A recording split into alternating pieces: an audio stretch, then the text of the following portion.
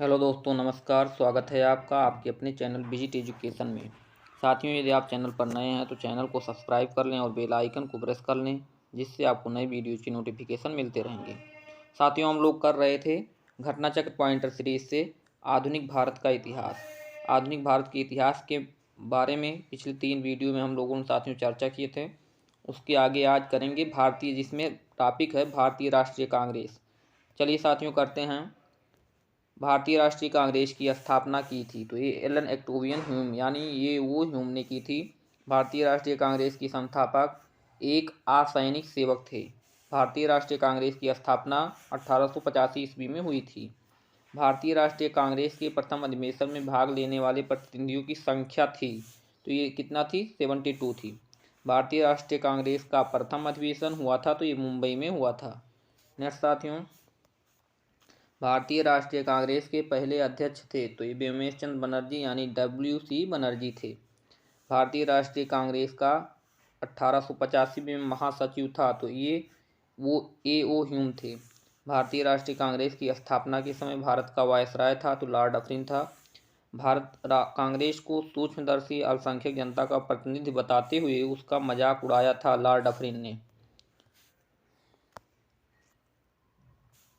दादा भाई नौरोजी, जी Subramaniam Iyer, justice Rana day तथा सुरेंद्र नाथ बनर्जी में से भारतीय राष्ट्रीय कांग्रेस की स्थापना अधिवेशन में उपस्थित नहीं थे तो ये सुरेंद्र नाथ बनर्जी उपस्थित नहीं थे। भारतीय राष्ट्रीय कांग्रेस के दूसरे अधिवेशन की अध्यक्षता की तो ये दादा भाई नौरोजी ने इसकी अध्यक्षता की थी। कांग्रेस के लिए समर्थन प्राप्त करने के लिए 1889 ईस्वी में एक समिति स्थापित की गई। उस समिति का सभापति कौन था तो विलियम डिग्बी था। भारतीय राष्ट्रीय कांग्रेस के प्रथम मुस्लिम अध्यक्ष कौन थे तो ये बदरुद्दीन तैयब जी थे। भारतीय राष्ट्रीय कांग्रेस का प्रथम निर्वाचित यूरोपीय अध्यक्ष था तो जॉर्ज यूले था। फिरोज शाह मेहता, हकीम अजमल खान, खान अब्दुल गफ्फार खान तथा सर सैयद अहमद खान में से वह जो भारतीय राष्ट्रीय कांग्रेस से कभी संबद्ध नहीं रहे तो सर सैयद अहमद खां भारतीय राष्ट्रीय कांग्रेस से संबंधित नहीं थे। लाला लाजपत राय, एनी बेसेंट, मोतीलाल नेहरू तथा बाल गंगाधर तिलक में से वह जो भारतीय राष्ट्रीय कांग्रेस का कभी अध्यक्ष नहीं चुना गया तो बाल गंगाधर तिलक कभी अध्यक्ष नहीं चुने गए थे।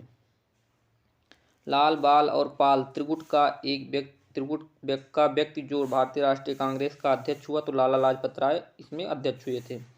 सुचेता कृपलानी, अरोड़ा आसफ अली, एनी बेसेंट एवं तथा विजय लक्ष्मी पंडित में से भारतीय राष्ट्रीय कांग्रेस के अध्यक्ष नहीं तो एनी बेसेंट थी। वह अधिवेशन जिसके लिए कांग्रेस ने पहली बार एक महिला को अध्यक्ष चुना तो कलकत्ता अधिवेशन 1917 में चुना था। कांग्रेस की प्रथम भारतीय महिला अध्यक्ष सरोजिनी नायडू थी। सही कथन है। भारतीय राष्ट्रीय कांग्रेस का दूसरा अधिवेशन दादा भाई नौरोजी की अध्यक्षता में हुआ था। भारतीय राष्ट्रीय कांग्रेस का तथा मुस्लिम लीग दोनों ने लखनऊ में 1916 में अधिवेशन किया तथा लखनऊ समझौता संपन्न हुआ।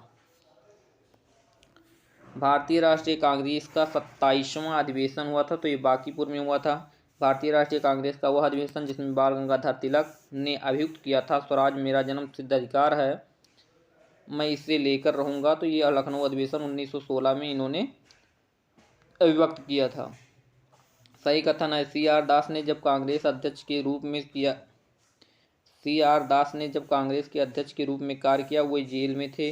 अल्फ्रेड वेब 1894 में कांग्रेस के अध्यक्ष थे। कांग्रेस आंदोलन ना तो लोगों द्वारा प्रेरित था ना ही उनके द्वारा सोचा या योजनाबद्ध किया गया था, ये कहा था सर सैयद अहमद खान ने। कांग्रेस पतन के लिए लड़खड़ा रही है, मेरी सबसे बड़ी अभिलाषा जब तक मैं भारत में हूँ कांग्रेस की शांतिपूर्ण समाप्ति में सहयोग करना है। यह कथन किसका था तो लॉर्ड कर्जन का था।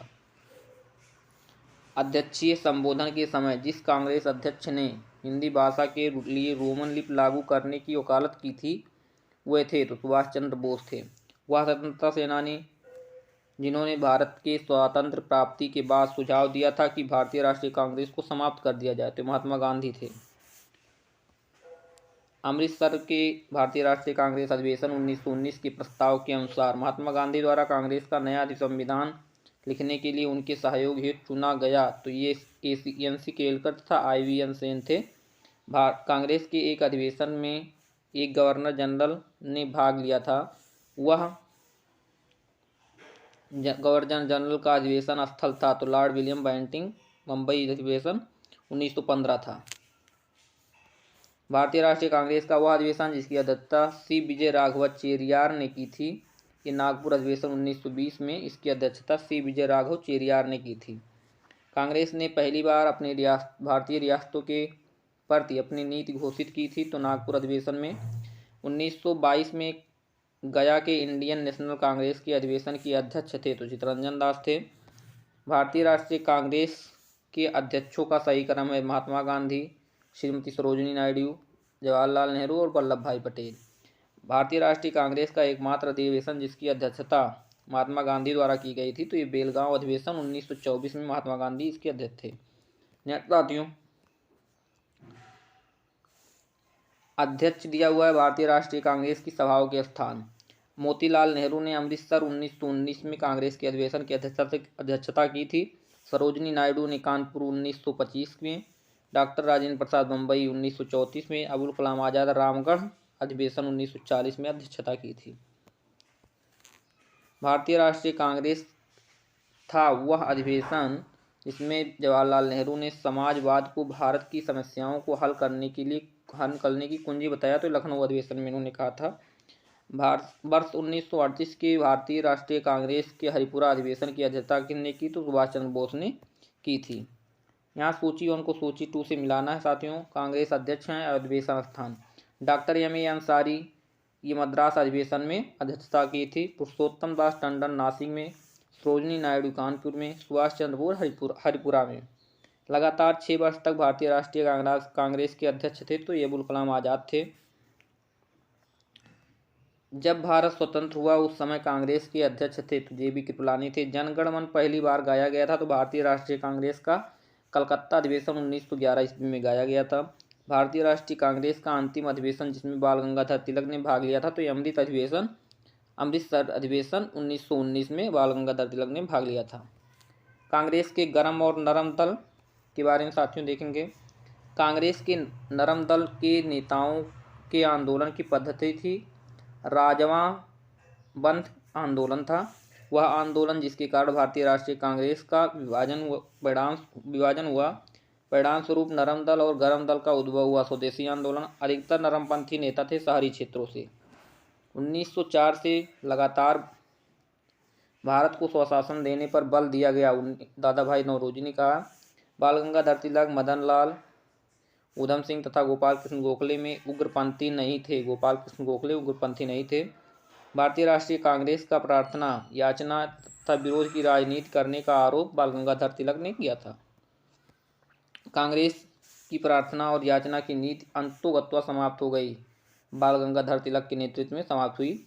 भारतीय राष्ट्रीय आंदोलन गर्मपंथियों के प्रभावाधीन आया। 1906 के बाद अरविंद घोष, दादा भाई नौरोजी, गोपाल कृष्ण गोखले एवं SN बनर्जी में से कांग्रेस के गरम दल से संबंधित हैं। अरविंद घोष गरम दल से संबंधित थे।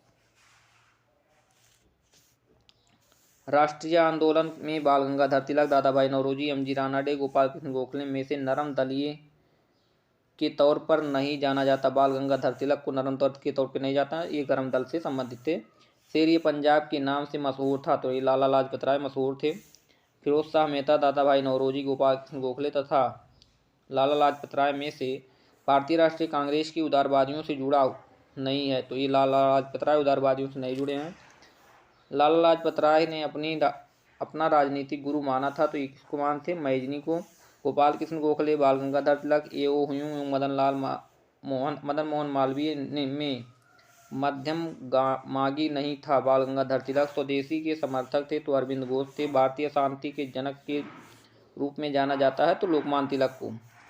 बाल गंगाधर तिलक को अशांति का जनक किसने कहा था, वेलेंटाइन सिरोल ने कहा था।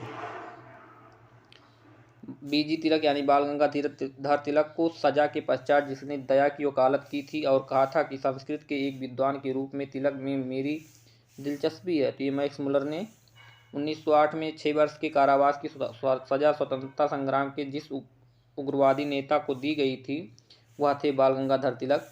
भारत के स्वतंत्रता आंदोलन के प्रारंभिक दौर में उग्रवादी विचारधारा को निरूपित किया तो ये निरूपित किया था संवैधानिक साधनों एवं याचिकाओं के स्थान पर आक्रामक साधनों के स्वशासन प्राप्त करना।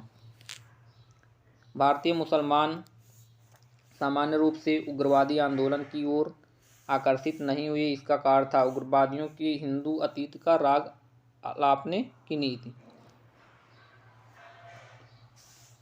कथन ये है, बाल गंगाधर तिलक सांप्रदायिकतावादी थे।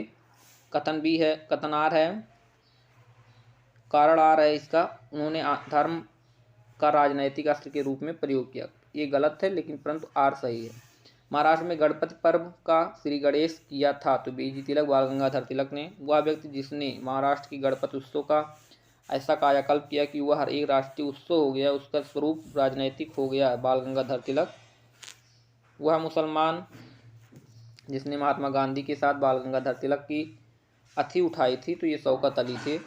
बाल गंगाधर तिलक के क्रांतिकारी आंदोलन। भारत में क्रांतिकारी आंदोलन। साथियों, क्रांतिकारियों के एक गुप्त समाज अभिनव भारत का गठन किसने किया था तो ये बीडी सावरकर ने किया था। 1905 में क्रांतिकारी संगठन अभिनव भारत संगठित किया गया था। महाराष्ट्र में मित्र मेला संघ को शुरू किया विनायक दामोदर सावरकर ने यानी बीडी सावरकर ने किया था। बीडी सावरकर के बारे में सही कथन है, उन्होंने अभिनव भारत नामक क्रांतिकारी संगठन की स्थापना की। भारतीय राष्ट्रवादियों को प्रेरित करने के उद्देश्य से उन्होंने मैजनी की जीवनी लिखी। उन्होंने भारत का स्वतंत्रता संग्राम 1857 नामक पुस्तक लिखी जो 1857 के विद्रोह का राष्ट्रवादी दृष्टिकोण प्रदान करती है। ब्रिटिश कैद से मुक्त होने के लिए वे एक चलते जहाज से कूद पड़े। हेडगेवार ने राष्ट्रीय सेवक संघ की स्थापना की तो 1925 में। अनुशीलन समिति की स्थापना पी मित्रा ने की थी। वारिंद्र कुमार घोष ने के क्रियाकलापों ने जिस गुप्त क्रांतिकारी संगठन को बंगाल में जन्म दिया वह था अनुशीलन समिति। बाल गंगाधर तिलक को लोकमान्य विशेषण दिया गया। किसने दिया? क्रांतिकारी आंदोलन के दौरान दिया गया।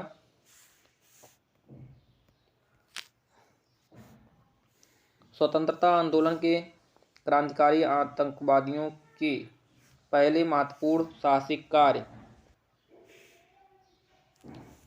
बर्रा डकैती का स्थान है तो पूर्वी बंगाल में मुजफ्फरपुर में किंग्सफोर्ड की हत्या का प्रयास किया गया 1908 में किया गया था। मुजफ्फरपुर बमकांड 1908 का संबंध है प्रफुल्ल चंद्र चाकी से। वह व्यक्ति जिसने बड़ी बुद्धिमानी के साथ अलीपुर षड्यंत्र मामले में अरविंद घोष का बचाव किया तो चितरंजन दास थे। हिंदुस्तान रिपब्लिकन एसोसिएशन की स्थापना किसने कब हुई थी? 1924 में। हिंदुस्तान रिपब्लिकन संगठन की स्थापना कानपुर में हुई थी। भगत सिंह, चंद्रशेखर आज़ाद, राम प्रसाद बिस्मिल तथा शिव वर्मा में से हिंदुस्तान रिपब्लिकन एसोसिएशन या चारे का सदस्य नहीं थे तो शिव वर्मा नहीं थे। अपनी फांसी से पूर्व जिसने पीने हेतु दिए गए दूध को अस्वीकार कर दिया और कहा अब मैं केवल अपनी माँ का दूध लूँगा, राम प्रसाद बिस्मिल थे। सरफरोशी की तमन्ना अब हमारे दिल में है, देखना है जोर कितना बाजुए कातिल में है, यह पंक्ति किसने लिखी थी? राम प्रसाद बिस्मिल ने। अंग्रेजी सरकार ने काकोरी षड्यंत्र के मामले में फांसी पर चढ़ा दिया था राम प्रसाद बिस्मिल को। काकोरी षड्यंत्र केस हुआ था तो 1925 में हुआ था। राम प्रसाद बिस्मिल, रोशन सिंह, भगत सिंह तथा अशफाक उल्लाह खां क्रांतिकारियों में से काकोरी षड्यंत्र केस से जुड़ा नहीं है तो भगत सिंह काकोरी से नहीं जुड़े थे। सचिंद्र नाथ बख्शी, मुकुंदी लाल, चंद्रशेखर आज़ाद एवं ममंत गुप्ता में से काकोरी कांड से जुड़ा वह क्रांतिकारी जो मुकदमे से बच निकला तो चंद्रशेखर आज़ाद थे। अशफाक उल्लाह खां, राजेंद्र लाहिड़ी, राम प्रसाद बिस्मिल तथा चंद्रशेखर आज़ाद में से वह जो काकोरी षड्यंत्र कांड में फांसी की सजा से बच गया था चंद्रशेखर आज़ाद था। काकोरी कांड मुकदमे में सरकारी वकील था जगत नारायण मुल्ला था। दरो दीवार पे हसरत की नज़र आते हैं, खुश रहो अहले वतन हम तो सफ़र करते हैं, कहा था ये वाजिद अली शाह ने कहा था। हिंदुस्तान रिपब्लिकन एसोसिएशन गठित की गई थी तो ये चंद्रशेखर आज़ाद द्वारा गठित की गई थी।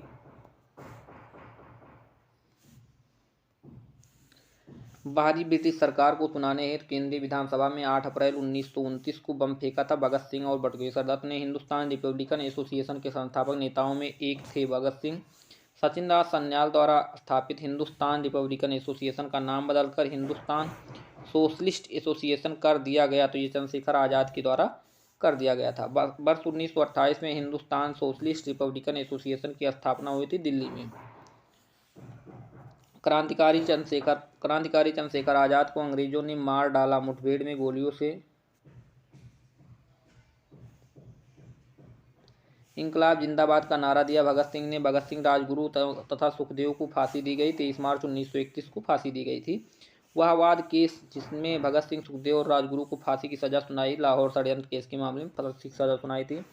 भगत सिंह का स्मारक स्थित है फिरोजपुर में। लाहौर षड्यंत्र केस में बटुकेश्वर दत्त, सुखदेव, सरदार भगत सिंह तथा राजगुरु में से फांसी नहीं हुई थी। बटुकेश्वर दत्त की फांसी नहीं हुई थी।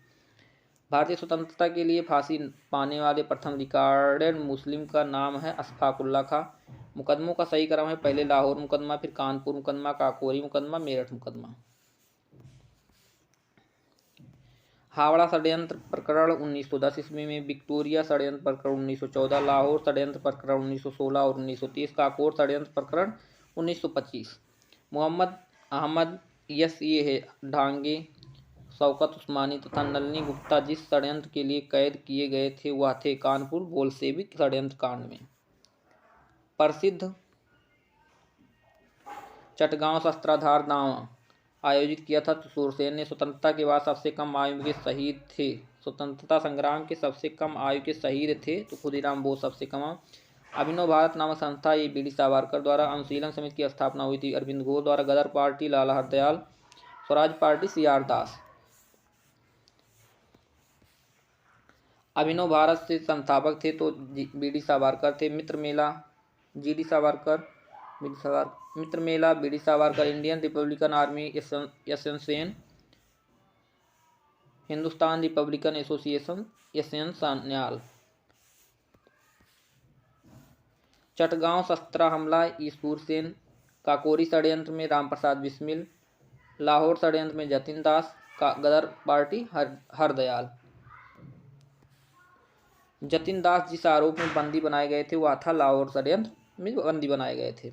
जेल में भूख हड़ताल के कारण जिस स्वतंत्रता संग्राम सेनानी की मृत्यु हुई थी वह थे जतिन दास। जतिन दास क्या किए थे? भूख हड़ताल चंद्रशेखर आज़ाद मुठभेड़ के दौरान मारे गए थे। भगत सिंह से को फांसी की सजा हुई थी। कल्पना दत्त को हुए थे आजीवन कारावास।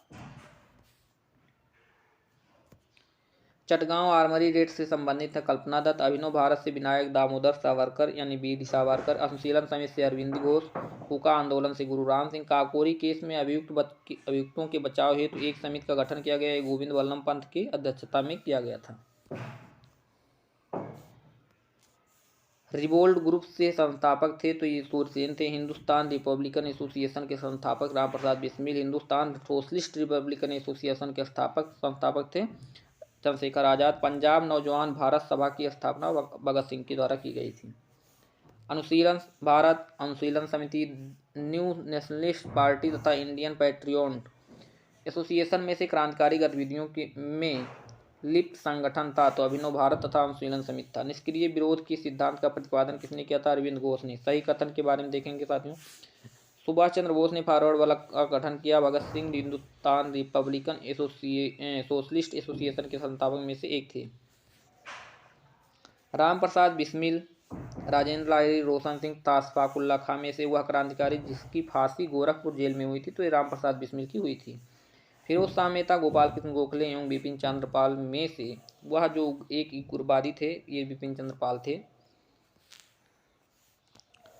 शांति घोष, सुनीति चौधरी, बीना दास तथा कल्पना दत्त जोशी में से वह महिला क्रांतिकारी जिसने दीक्षांत समारोह में अपनी उपाधि डिग्री ग्रहण करते समय अंग्रेज गवर्नर कुलाधिपति पर गोली चलाई थी तो ये बीना दास थी।